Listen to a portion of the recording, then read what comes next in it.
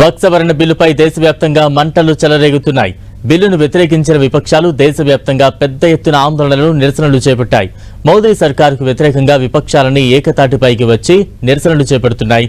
దేశ రాజధాని ఢిల్లీలో కాంగ్రెస్ ఎంపీలు పార్లమెంట్ ముందు పెద్ద ఎత్తున నిరసనలు, ఆందోళనలు చేపడితే అటు అహ్మదాబాద్, కోల్కతా రాష్ట్రాల్లోనూ కేంద్రానికి వ్యతిరేకంగా నిరసనలు మిన్నంటాయి.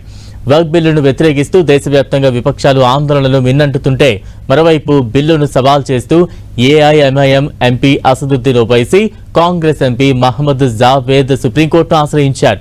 ఈ బిల్లు ముస్లింల ప్రాథమిక హక్కులను ఉల్లంఘిస్తోందని, ముస్లిం సమాజం యొక్క మతపరమైన స్వయం ప్రతిపత్తిని దెబ్బతీస్తూ వక్ఫ్ ఆస్తులపై ఏకపక్ష ఆంక్షలు విధించిందని పిటిషన్లో పేర్కొన్నారు.